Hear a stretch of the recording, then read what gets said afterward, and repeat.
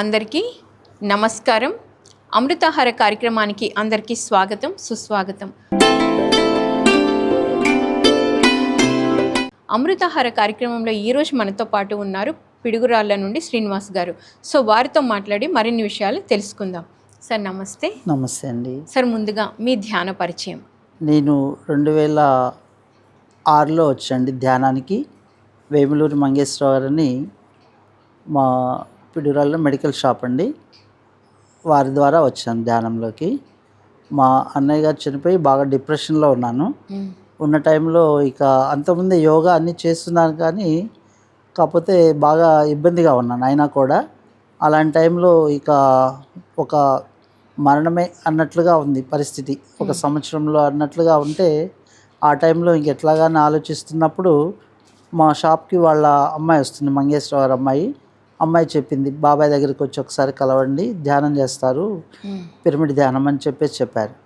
యోగా చేస్తున్నాం కాబట్టి ధ్యానం అనేసరికి ఎమ్మటే ఒక అవగాహన ఉంది కాబట్టి సరే పోయొద్దామని చెప్పేసి కలిసినప్పుడు ఫస్ట్ రోజు కలిస్తే ఇంకా ఆ రోజు నుంచి ఈ రోజు వరకు ఎక్కడికి వెళ్ళినా కూడా వదిలిపెట్టకుండా ధ్యానానికి చేయటం చేస్తూ ఉంటారు. వారు వచ్చిన తర్వాత తీసుకెళ్ళి వాళ్ళ ఇంటికి వెళ్ళి పిరమిడ్లో కూర్చోబెట్టి, చిన్న 2x2 ఉంది పిరమిడ్, ఆ పిరమిడ్ కింద కూర్చోబెట్టి ధ్యానం చేయించారు. అప్పటికి బాగా డిప్రెషన్లో ఉన్నాను అనమాట. అసలు అన్నయ్య చనిపోయేసరికి అసలు ఏమీ అర్థం కావట్లేదు, ఈ చనిపోవటమే అన్న ఫీలింగ్లో ఉన్నది. చిన్నగా వారితో కలిసి ధ్యానం చేస్తూ ఉన్నాక రోజు కొద్దిగా మార్పు రావటం, అన్ని క్లాసులకు వెళ్ళటం, వేరే ఊరు వెళ్ళటం చేయటం.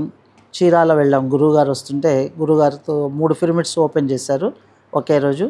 ఆ 3 పిరమిడ్స్ ఓపెనింగ్కి వెళ్ళి అక్కడ చూడటము, గురువుగారిని చూసినప్పుడు ఇంకా ధ్యానం చేయాలనే ఆలోచన రావటం. అన్ని చోట్లకి నెక్కలని, తర్వాత గుంటూరు, అన్ని చోట్లకి వెళ్ళటం జరిగింది. వెళ్ళినప్పుడు అక్కడ ఇంకొద్దిగా మార్పు వచ్చేసి పూర్తిగా పోయి చనిపోదామన్న స్థితిలో నుంచి ఇప్పుడు ధ్యానం క్లాసులు చెప్పే స్థితికి వచ్చింది. అంటే చెప్తారు కదా, మనోవ్యాధికి మందు లేదు అని చెప్తారు. మనోవ్యాధికి మందు ఉంది, అదేమిటంటే ధ్యానము అని చెప్పేసి ఆ రోజు అర్థమైంది. చెప్తారు కదా, అసలు మనకి మనోవ్యాధికి ఎటువంటి మందు ఉండదు అని చెప్తారు. అలాంటిది మనోవ్యాధికి కూడా మందు ఉంది, అది ధ్యానం ద్వారా తగ్గించుకోవచ్చు, ఎవరికి వాళ్ళ ద్వారా ఎవరి దగ్గరికి వెళ్ళకుండా అనే విషయాన్ని తెలుసుకుని అప్పటి నుంచి ధ్యానం బాగా చేయటము, ర్యాలీలకు వెళ్ళటం, శాకాహార ర్యాలీలకి వాటన్నిటి చేస్తూ ఉన్నాక పూర్తిగా. శాకాహారంలోకి ఎప్పుడు వచ్చారు సార్? శాకాహారం అంటే చిన్నప్పటి నుంచి వయసు వస్తుంది, అచ్చము శాకాహారులే. అయితే చదువుకునే టైంలో 15 ఏట నుంచి పిల్లలు కాలేజీ ఆ మూమెంట్లో ఫ్రెండ్స్ పరిచయం అవుతారు కదా, వాళ్ళ ద్వారా అయితే మధ్యలో అనారోగ్యం వచ్చిందండి, కీళ్ళవాతం వచ్చింది, బాగా మొత్తం బాడీ పట్టేసి కీళ్ళవాతం వచ్చినప్పుడు పక్కన వాళ్ళు చెప్తున్నారు, ఈ కోడి శార్వా తాగితే ఆ కీళ్ళ నొప్పులు అవి తగ్గుతాయి అని చెప్పేసి చెప్తూ ఉన్నారు. అయినా కూడా ఇష్టం లేదు, ఎందుకంటే తెలుసు కదా వైఎస్ఎస్ ప్లస్ ఆర్ఎస్ఎస్, విశ్వ హిందూ పరిషత్ ఇవన్నీ చేస్తూ ఉంటారు నాన్నగారు, వారితో పాటు వెళ్తూ ఉంటాం. అందువల్ల ఏమైంది, అది తప్పు అని అర్థమవుతుంది, కానీ 1-2 సార్లు వాళ్ళు చెప్తూ ఉండేసరికి కొంతేమో వయసు రీత్యా ఫ్రెండ్స్ ద్వారా కలిసేసరికి అనుకోకుండా నాన్ వెజ్ అనేది అలవాటైంది. కానీ ప్రతిసారి ఎక్కడికైనా అవి కావాలి అంటే రెస్టారెంట్కి వెళ్ళాలి. ఆ రెస్టారెంట్కి వెళ్ళేటప్పుడు తలకాయ ఉంచుకొని వెళ్తున్నాం, అంటే అప్పుడు తప్పు చేస్తున్నామని అర్థమవుతుంది కదా, ఎవరైనా చూస్తారు అని చెప్పేసి ఒక ఆలోచన, కానీ ఏదో తప్పు చేస్తున్నాను ఫీలింగ్ ఉంటూనే ఉంది. అయినా కూడా అంటారు కదా, ఒక తప్పు పని అలవాటు పడ్డప్పుడు మంచి చెడు అనేది తెలియకుండానే అది తప్పని తెలిసినా కూడా చేస్తూనే ఉంటాం. అలాగా తలకాయ ఉంచుకొని వెళ్తున్నాం, ప్రతిసారి ఇబ్బంది అనిపిస్తుంది. అయినా కూడా అట్లా అలవాటు పడ్డాక కొన్నాళ్ళ పాటు అట్లాగే జరిగి అనారోగ్యం తగ్గిద్దని అన్నారు, కీళ్ళవాతం అవి తగ్గుతాయి, బలం వస్తుంది అని చెప్పేసి ఆ ఉద్దేశంతో కొంత స్నేహితుల నుంచి నేర్చుకొని పోయాము. కానీ అక్కడ ఏమైందంటే తగ్గకపోగా ఇంకా పెరుగుతుంది సమస్య, అనారోగ్య రీత్యా పెరుగుతూ ఉంది. అలాంటిది 2003లో మంతెన సత్యనారాయణ రాజు గారు రావటం వల్ల వారిది క్లాసులు 9 నెలలు వచ్చారండి పిడుగురాళ్ళ. వచ్చి 9 నెలలు క్లాసులు పెట్టినప్పుడు కంటిన్యూ ఫస్ట్ వెళ్ళి 1వ నెల 2వ నెల క్లాసులు విన్నాను. 3వ నెలలో ఎంఎంవై బిట్స్మై గురూజీ గారి క్లాస్ కూడా పెట్టారు, యోగా క్లాస్, అది కూడా చేశాను. ఈ 2 చేయటం వల్ల ఒకేసారి 3 నెలల్లో తగ్గించుకున్నాను అండి. ఆ శాకాహారం కరెక్ట్గా పాటించటము, ప్లస్ యోగా, ధ్యానం కూడా నేర్పారు. దాంట్లో అప్పటికి మన పిరమిడ్ ధ్యానానికి రాలేదు, కానీ ధ్యానం దాంట్లో నేర్పటం వల్ల, ధ్యానం చేయటం వల్ల 3 నెలల్లో ఈ నొప్పులన్నీ 15 సంవత్సరాల నుంచి ఉన్న కీళ్ళవాతము పూర్తిగా తగ్గిపోయిందండి. ఓకే సార్, మరి ఇప్పుడు శాకాహారమే సరి అయిన ఆహారము, మానవులకి శాకాహారమే సరి అయినది అంటే మీరు ఏం చెప్తారు? అది అక్షర సత్యం అండి. మానవులకి శాకాహారమే కరెక్ట్ అయిన ఆహారం అని ఎలా తెలుస్తుంది అంటే, ప్రతి జీవిలోనూ సేమ్ పార్ట్స్ ఉంటాయి. చూడండి, మన బాడీలో ఏవేవైతే పార్ట్స్ ఉన్నాయో వాటిలో కూడా ఉంటాయి. మనకి ఎట్లాగంటే, ఇప్పుడు బుల్లెట్ బండికి ఉంది, ఇంజిన్ ఎంత ఉంటుంది, దానికి వచ్చేసరికి పెద్ద కెపాసిటీ ఉంటుంది. మరి చిన్న బండి తీసుకున్నప్పుడు హీరో హోండా తీసుకుంటే కొద్దిగా చిన్నది ఉంటుంది, టీవీఎస్ తీసుకున్నప్పుడు ఇంకా చిన్నది ఉంటుంది, లోనాకి చిన్నది ఉంటుంది. అలాగే ఈ ప్రతి జీవిలో కూడా తీసుకున్నప్పుడు బాడీ పైకి చూడటానికి రకరకాలుగా అవపడుతుంది. లోపల పార్ట్స్ అన్నీ ఏముంటాయి, మన గుండె వచ్చేసి పెద్దది, మరి అదే ఒక కుక్కకు వస్తే ఇంకొద్ది చిన్నది ఉంటుంది, మరి ఇంకా చిన్న జంతువు కోడి చూస్తే ఇంకా చిన్నది ఉంటుంది, మరి ఇంకా మేక అవి చూసుకుంటే చిన్నది ఉంటుంది. అంటే దాని యొక్క విధానాన్ని బట్టి దానికి ఇచ్చే కెపాసిటీ ఉంటుంది. కానీ మొత్తం అన్నిట్లో కూడా ఒకటే సేమ్ ఉంటుంది. మనలో ఏ బాడీ పార్ట్స్ అయితే ఉన్నాయో ఆ జీవుల్లో కూడా అన్నిట్లో కూడా ఒకటే బాడీ పార్ట్స్ అనేవి ఉంటాయి, సేమ్ ఉంటుంది. కాబట్టి మరి అన్నీ ఒకటే అయినప్పుడు రెండిట్లో ఒకటే ఉంటుంది, కానీ పర్పస్ వేరే ఉంటుంది. మనం భూమి మీదకి ఎందుకు వచ్చాము అనేది తెలియదు చాలామందికి కూడా. అది ఎట్లా తెలుస్తుంది అంటే, ఒకసారి ఈ రమణ మహర్షి గారు ఎప్పుడు అడుగుతూ ఉంటారు చూడండి, మీరెవరు, నువ్వెవరు అంటారు. కానీ ఇప్పటికీ ఆన్సర్ ఎవరికి అర్థం కాలేదు. దాని క్వశ్చన్ అనేది అట్లాగే మిగిలిపోతుంది. నువ్వెవరు అన్నప్పుడు, ఇదేంటి నువ్వెవరు, నువ్వేం చేయడానికి వచ్చావంటే కూడా ఆన్సర్ లేదు. అది కరెక్ట్గా జన్మలు చూసుకొని చెప్పాలేమో అనుకున్నారు. ఒకరోజు ఈ మధ్యనే వచ్చింది, మన కోసం వచ్చింది, పిఎంసి కోసం. ఆ రోజు అనుకోకుండా లేచి ఉదయాన్నే చేస్తున్నప్పుడు ఆ మెడిటేషన్ వస్తుందన్నమాట. నువ్వెవరు అన్నప్పుడు నేను మనిషిని అని చెప్పాలి. నువ్వెవరు అంటే ఆత్మని అని చెప్తా, ఆత్మని కాదు మనిషిని అని చెప్పాలి. మనలో ఉన్నది ఆత్మ. మనం దేనికి ప్రయత్నం చేయాలంటే పరమాత్మ కోసం ప్రయత్నం చేయాలి. మనం మనిషిని అని ఎందుకు చెప్పాలి అంటే, ఇప్పుడు ప్రతి జీవిని చూసుకున్నట్లయితే ఇందాక చెప్పుకున్నాం కదా, అన్ని సేమ్ పార్ట్స్ మొత్తం ఉంటున్నాయి. దాన్ని ప్రతిదానికి మనం ఎట్లా గుర్తిస్తాం, కుక్క అని దాని మీద ఉన్న ఆకారాన్ని బట్టి గుర్తిస్తున్నాం. కుక్క కవచం వేరే ఉంటుంది, ఒక చీమకు వేరే ఉంటుంది, ఒక ఏనుగు వేరే ఉంటుంది. అది అడిగినప్పుడు ఏమంటాం, అది ఎవరు అంటే ఏనుగు అని చెప్తాం, ఇదేంటంటే కుక్క అంటాం, ఇదేంటంటే మనిషి అంటాం. ఇట్లా చెప్పినప్పుడు కుక్క ఏం చేస్తుంది, ఇంటికి కాపలా కాస్తుంది. ఏనుగు ఏం చేస్తుంది, ఒక బరువులు ఎత్తుతుంది. మరి ఒక చీమ ఏం చేస్తుంది, ఆహారాన్ని దాచిపెట్టి మళ్ళీ మొక్కలు మొలవటానికి అవి తీసుకెళ్ళిన గింజలు మొత్తం మనం భయపడతాం. చూడండి, అవన్నీ ఎత్తుకుపోతుంది, అమ్మో నా గింజలు మొత్తం ఎత్తుకుపోతుంది అంటాం. కానీ అవన్నీ తీసుకుపోయి పెట్టినప్పుడు ఏమవుతుంది, వర్షం పడ్డప్పుడు మళ్ళీ చెట్లు వస్తున్నాయి కదా. అంటే ప్రకృతి కోసం చేస్తూ ఉంది, అది ఒక పని చేస్తూ ఉందన్నమాట. ప్రతి జీవి కూడా అలాగే ఏదో ఒక పని చేస్తూ ఉంటుంది. గుర్రం ఉందంటే ఒక చోటు నుంచి ఒక చోటికి తీసుకెళ్ళటానికి వచ్చింది. మరి ఒక పావురాయిందంటే ఇదివరకు, ఇప్పుడు మనకు వార్తలు అందించడానికి ఫోన్లు ఉన్నాయి, ఒకప్పుడు ఏమన్నా వాటి కాళ్ళకి కట్టేసి చేసేవాళ్ళం. అట్లా ప్రతి ఒక్కటి ఒక దానికోసం ఉన్నాయి. ఇప్పుడు మనిషి అనేదానికి నువ్వెవరు అన్నప్పుడు నేను మనిషిని అని చెప్పాలి.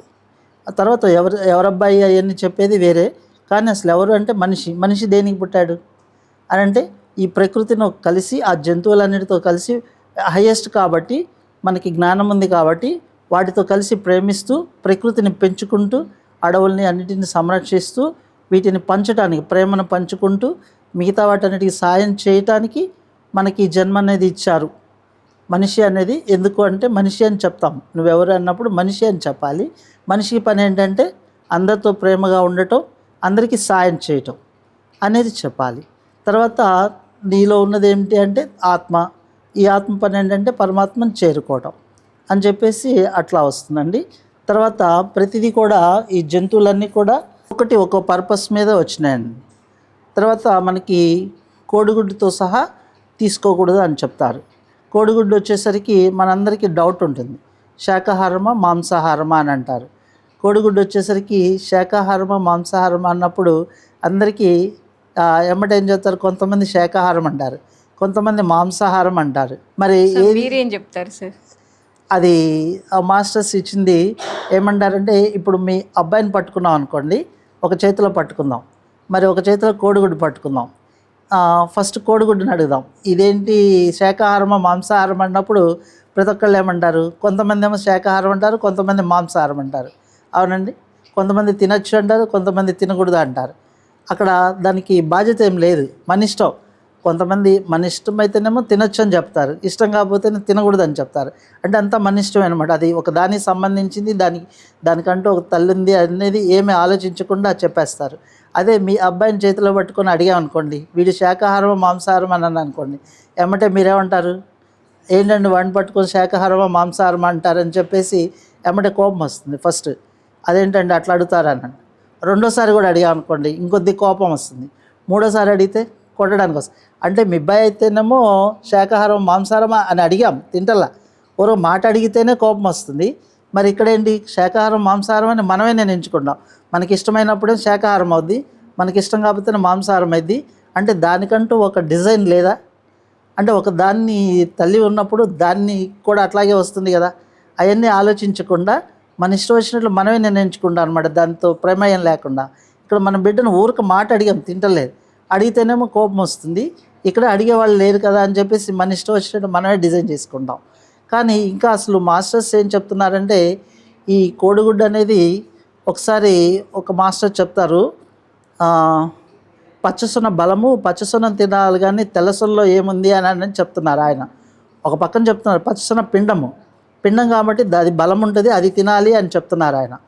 పిండము బలం ఉంటుంది అని చెప్తున్నారు. అన్నప్పుడు నాకు ఆలోచన వచ్చి, ఒక పక్కన పిండమని ఆయనే చెప్తున్నారు, పిండం అంటే ప్రాణం ఉంటుంది కదా, పిండమని చెప్తున్నారు, మళ్ళీ తినాలి, పిండం తింటే బలం కానీ తెల్లసొనలో ఏముంటుంది అని చెప్తున్నారు. ఇట్లా అంటున్నారు. మరి దాని గురించి క్లారిటీ ఇవ్వండి అని చెప్పేసి ఒక 5 నిమిషాలు మెడిటేషన్లో కూర్చున్నప్పుడు మాస్టర్స్ చెప్తున్నారు, అసలు తెల్లసొన అంటే ఏంటి, పచ్చసొన అంటే ఏంటి, ఈ 2 భాగాలే మామూలుగా డివైడ్ చేస్తారు. దాని గురించి వివరణ చెప్పమన్నప్పుడు పూర్తిగా చెప్పలేం. అప్పుడు మాస్టర్స్ అంటున్నారు, ఒక తల్లి గర్భంలో కూడా మధ్యలో ఏముంటుంది, పిండం ఉంటుంది. ఆ పిండం చుట్టూ ఏముంటుంది, ఉమ్మనీరు ఉంటుంది. మరి అక్కడ ఉమ్మనీరు అయినప్పుడు ఇక్కడ ఏమవుతుంది, పిండం పచ్చసొన పిండం అని చెప్తున్నాం, చుట్టూ ఉన్నదేంటి, ఉమ్మనీరు అవుతుంది. అవునా? చూడండి, అక్కడ ఎట్లాగైతే పిండము చుట్టూ ఉమ్మనీరు, ఇక్కడ కూడా పిండము చుట్టూ ఉమ్మనీరు. కానీ మనం వాడే భాషలు ఏంటి, పచ్చసొన తెల్లసొన అని తేలిగ్గా మాట్లాడేస్తున్నాం. ఆ పైన ఉన్నది ఏంటి, కవచము అంటండి. ఆ పైన ఉన్నది ఈ 2 డివైడ్ అవ్వకుండా ఉండటానికి కవచం అంటారు. మనకి తల్లి కడుపులో కూడా పైన ఆ పిండం చుట్టూ కూడా ఒక ఎగ్గులాగా ఉంటుందండి ఆకారంలో, దాన్ని సేఫ్టీగా ఉంచుతుంది అన్నమాట. అవునా? తర్వాత ఈ తెల్లసొన అనేది ఉమ్మనీరు అని చెప్పుకున్నాం కదా, అది ఏ టేస్ట్ ఉంటుంది, తల్లి గర్భంలో ఉన్న ఉమ్మనీరు ఏ టేస్ట్ ఉంటుంది? అదేంటండి ఉమ్మనీరు ఎవరు తాగుతారండి అని ఎమ్మటే క్వశ్చన్ వస్తుంది. అదేంటండి అన్నప్పుడు, అప్పుడు అడిగినప్పుడు నేను మాస్టర్స్ని అడిగాను, ఉమ్మనీరు ఏ టేస్ట్ ఉంటుంది అని అడుగుతున్నారండి మాస్టర్స్ అంటే, ఏమైతే తెలియదా చిన్నప్పుడు కోడిగుడ్డు పగలగొట్టుకొని తాగావు కదా, కోడిగుడ్డు పగలగొట్టుకొని తాగావు కదయ్యా, తీసి చిన్నగా పగలగొట్టి తీసి కట్టుకున్న మింగేసి కట్టుకున్న కళ్ళు మూసుకున్నా మర్చిపోయావా ఏంటి అని అంటే మనం ఎప్పుడో చిన్నప్పుడు చేసింది 15 ఏళ్ళప్పుడు, ఇప్పుడు 50 ఏళ్ళండి. 35 సంవత్సరాల క్రితం జరిగింది కూడా ఆ మాస్టర్స్ డేట్తో సహా చెప్తున్నాను. 15 ఏళ్ళ క్రితం చిన్నప్పుడు తాగావు కదా, మర్చిపోయావా అంటే ఆయన చూడలేదు కదా, మరి అప్పుడు వాళ్ళు చూసింది ఎవరికి తెలుస్తుంది. కానీ అక్కడ ఎట్లా చెప్తున్నారు చూడండి, చిన్నప్పుడు తాగావు కదా, పగలగొట్టుకొని తాగావు, తాగినప్పుడు ఉప్పుగా తగలలేదా అని అడుగుతున్నారు. ఉప్పుగా ఉంటుంది ఉమ్మనీరు అని చెప్తున్నారు. ఉప్పుగా ఎందుకు ఉంటుందండి అని మళ్ళీ క్వశ్చన్. ఉప్పుగా ఎందుకు ఉంటుందంటే, ఆ తల్లి కడుపులో ఉన్న బిడ్డ మాంసం, ఆ మాంసం అనేది చెడిపోకుండా ఉండాలి. బయట కూడా ఇవి ఉప్పు చేపలని ఏదైనా మాంసం నిలవాలంటే ఉప్పు రాస్తాము. అయితే సహజంగానే భగవంతుడు ఏం చేస్తున్నాడు, సోడియం అంటారు సాల్ట్ని. ఆ సోడియం వాటర్ కడుపులో ఉంచి, అది ఎందుకు వేస్తున్నారంటే, అసలు లోపల వైపు ఏంటి ఉంటుంది కడుపులో, పైన అయితే చర్మం ఉంటుంది అంటుకోదు, లోపల అంటుకుంటుంది కదా, చర్మం లేకపోతే తల్లి కడుపులో అంటుకుంటుంది. అందుకని బిడ్డ కూడా మాంసం, 2 మాంసం అయితే అంటుకుంటాయి కదా, అందుకని 2 అంటుకోకుండా ఉండటం కోసం ఆ ఉమ్మనీరు అనేది పోసి ఉప్పుగా ఉండేటట్లుగా పోసి, అది 2 చెడిపోకుండా ఉండ. మామూలు వాటర్లో వేస్తే మాంసం వేసే అనుకోండి చీకిపోతుంది. అందుకని సాల్ట్ వేయడం వల్ల అది పాడైపోకుండా 9 నెలలు ఉండాలి కదా, అందుకోసం సాల్ట్, అందుకే సోడియం వాటర్ అని చెప్తారు. అది కలిపి ఆ బిడ్డ పాడైపోకుండా ఉండటం కోసం ఇస్తున్నారు, అది ఉమ్మనీరు అని చెప్పేసి చెప్తూ ఉన్నారండి. మళ్ళీ ఇంకో మాస్టర్స్ ఏం చెప్పారంటే, అనుకోకుండా పిఎంసిలో మన ఛానల్లోనే ప్రోగ్రామ్ వింటూ ఉన్నప్పుడు ఆ మాస్టర్ చెప్తున్నారు, సముద్ర గర్భంలోని నీరు, తల్లి కడుపులో ఉన్న ఉమ్మ నీరు రెండు ఉప్పగా ఉంటాయి అని చెప్తున్నారు. అంటే క్లారిఫై ఇస్తున్నారు, ఇది వచ్చింది అవునా కాదా అని డౌట్ ఉంటుంది కాబట్టి సముద్ర గర్భంలోని నీరు, తల్లి గర్భంలో ఉన్న నీరు రెండు ఉప్పగా ఉంటాయి అని చెప్తున్నారు. దీనికి నరసింహారావు గారు, మన గరికపాటి నరసింహారావు గారు చెప్తారు, ఆ తల్లికి మనకి నీళ్ళు వస్తుంది అంటారు కడుపుతో ఉన్నప్పుడు. నీళ్ళు వస్తుంది కాదు, నీరు పోసుకుంది అనాలంట. ఓకే, నీరు పోసుకుంది అనాలంట. అంటే ఆ బిడ్డ కోసమని ఆ తల్లి నీరు పోసుకుంది అని చెప్పాలి, నీళ్ళు వస్తుంది అని కాదనేది నీరు పోసుకుంది అని చెప్పాలని దాని గురించి కూడా వారు క్లారిటీగా ఇస్తున్నారండి. కాకులు పిండాలు తింటాయి అంటారు. కాకులు పిండాలు తింటున్నాయండి, మనం పెట్టే అన్నం ముద్దలు తింటున్నాయి. తల్లి పేరుతో తండ్రి పేరుతో పెట్టే అన్నం ముద్దలు తింటాయి. మాంసాహారం తీసుకోవడం వల్ల, ఒక జీవిని హింస పెట్టడం వల్ల ఎలాంటి కర్మలు వస్తాయి? వాళ్ళకు వచ్చేసి రకరకాల, ఏ విధంగా అయితే మనం ఏ జీవిని ఏ విధంగా బాధ పెట్టామో దానికి సంబంధించిన కర్మలు వస్తాయండి రకరకాలుగా. ఎందుకంటే కొంతమంది ఈ గాడిదని డైరెక్ట్గా చంపి అప్పుడే తీసుకోవాలని చెప్పేసి రక్తం తాగుతూ ఉంటారు. దాని కళ్ళ ముందు చూస్తూ కూడా చంపి తీసుకొని తాగుతూ ఉంటారు. అప్పుడు వాళ్ళకి మెడకు సంబంధించిన ప్రాబ్లమ్స్ అలా వస్తూ ఉంటాయి. తర్వాత కొంతమంది ఎక్కువ అంటారు డ్రమ్ స్టిక్ చికెన్ అని చెప్పేసి కాళ్ళకు సంబంధించింది ఇష్టంగా తింటూ ఉంటారు. ఆ కాళ్ళకు సంబంధించిన జబ్బులు వస్తూ ఉంటాయి. కొంతమంది ఏమంటారంటే లివర్ ఫ్రై అంటారు. అలా ప్రత్యేకంగా తిన్నప్పుడు ఆ లివర్కి సంబంధించిన ప్రాబ్లమ్స్ వస్తూ ఉంటాయి. అట్లా ఏ భాగాన్ని అయితే తీసుకున్నామో దానికి సంబంధించిన ప్రాబ్లమ్స్ ఖచ్చితంగా చూపిస్తారు. ఇష్టంగా తింటూ ఉంటారు కదా ఒక్కొక్క భాగాన్ని, ఏదైతే మీరు ఎక్కువగా తింటున్నారో దానికి సంబంధించిన ప్రాబ్లమ్స్ వస్తాయి. కాకపోతే మనం తెలియక ఏమనుకుంటామంటే అది దేనివల్ల వచ్చిందో అని చెప్పేసి తెలియదు. ధ్యానంలోకి వచ్చినప్పుడు ఆ సత్యం అనేది మనం తెలుసుకుంటాము. పలానప్పుడు ఈ తప్పు చేశాం కదా, అందువల్ల ఈ కర్మ వచ్చింది, దానికి క్షమాపణ చెప్పుకొని మళ్ళీ ధ్యానం ఎక్కువగా చేసినప్పుడు ఆ ప్రాబ్లం నుంచి బయటికి రావటానికి ఉంటుందండి. ఓకే సార్, ఫైనల్గా మీరు అంటే ఒక శాకాహారం భోజనం యొక్క ప్రాముఖ్యతని, అది తీసుకోవడం వల్ల ఆధ్యాత్మికంగా ఎదుగుదల ఎలా ఉంటుంది అనేది మీ మాటల్లో. మనం శాకాహారం తీసుకోవటం వల్ల ముందుగా డైజెషన్ సిస్టమ్ బాగుపడుతుందండి. మనం తీసుకునే శాకాహారం వల్ల డైజెషన్ సిస్టమ్ అనేది బాగుపడుతుంది. మనకు ప్రకృతి కూడా చెప్తూ ఉంటుంది. చూడండి, ఇప్పుడు కాయలు వచ్చేసరికి ఒక్కొక్క కాయ కొన్ని సీజన్లో మాత్రమే వస్తాయి. సపోటాలు ఉన్నాయంటే ఎండాకాలంలో వస్తాయి. సీతాఫలాలు ఉన్నాయంటే మనకి చలికాలంలో వస్తాయి. మామిడికాయలు ఉంటే ఎండాకాలంలో వస్తాయి. అట్లా ఒక్కొక్కటి కాయలు ఒక్కో టైంలో వస్తాయి. ఆ టైంలోనే తీసుకోవాలి. అక్కడ డిజైన్ కూడా చూడండి, మనకంతా ఈ ధ్యానంలో ఆహారాన్ని మనం పరిశీలించి తింటూ ఉన్నప్పుడు భగవంతుడు ఏ టైంలో ఏది ఎందుకు ఇచ్చాడు, ఏది తినాలనేది కూడా డిజైన్ చేసి చెప్తున్నారు. మరి పచ్చిమిరపకాయలు అంటే 365 రోజులు వస్తున్నాయి, టమోటాలు 365 రోజులు వస్తున్నాయి, క్యారెట్ 365 రోజులు వస్తున్నాయి. ఇట్లా కూరగాయలన్నీ 365 రోజులు వస్తున్నాయంటే అర్థం ఏంటి? 365 రోజులు కూరగాయలు తినచ్చు అని చెప్తున్నారు. అవునండి. దాంట్లో జామకాయలు ఉన్నాయి, జామకాయలు మళ్ళీ 365 రోజులు వస్తుంది. బొప్పాస్కాయ అండి 365 రోజులు వస్తుంది.